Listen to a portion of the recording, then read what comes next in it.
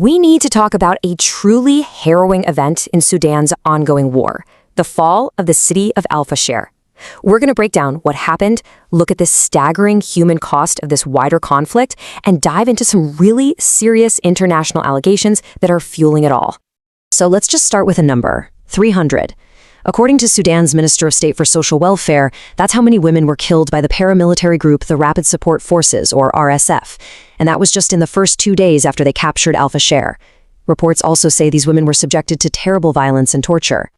And this is the powerful accusation from that same minister, Salma Ishaq. She doesn't just call it an act of war.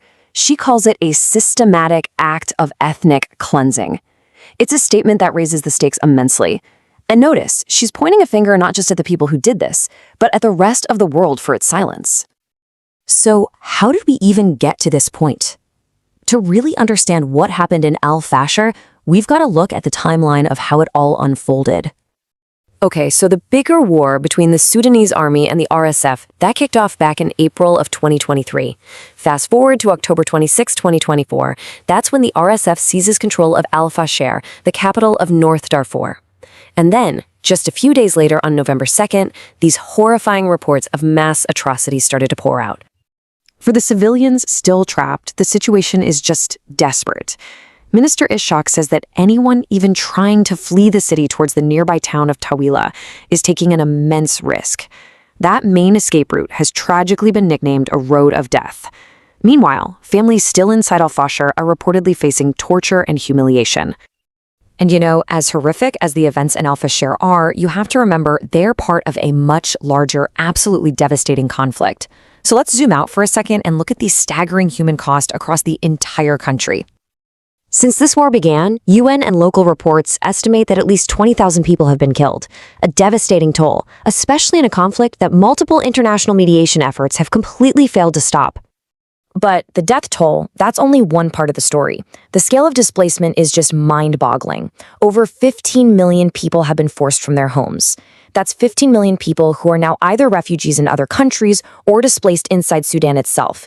It is a humanitarian crisis on an almost unimaginable scale.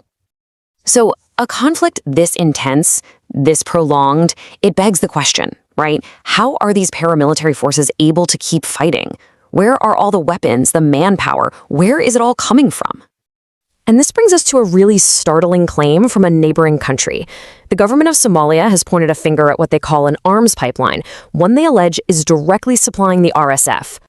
Okay, so let's break down exactly what they're claiming. Somalia's Minister of Defense stood before their parliament and said that planes owned by the United Arab Emirates are taking off from Bosaso Airport right there in Somalia. And their cargo? Allegedly weapons and mercenaries. And their final destination? Airports in Sudan that are controlled by the RSF.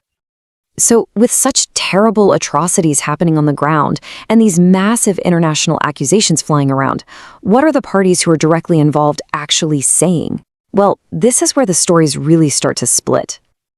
I mean, just look at the contrast. On one side, you have the Sudanese government, and they are not mincing words. They are calling this a systematic act of ethnic cleansing. Then on the other side, you have the leader of the RSF, Hemeti. He has acknowledged that violations occurred. The difference between ethnic cleansing and a violation, it's just enormous. And in response to these so-called violations, the RSF says that it's formed investigation committees. That is their official answer to what happened in El-Fasher, a promise to look into the actions of their very own forces. So, let's just take stock of where we are.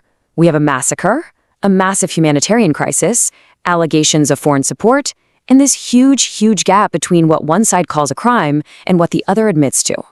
All of this just leaves us with a really profound and lingering question. It's the same question that the Sudanese minister's statement echoed right at the beginning.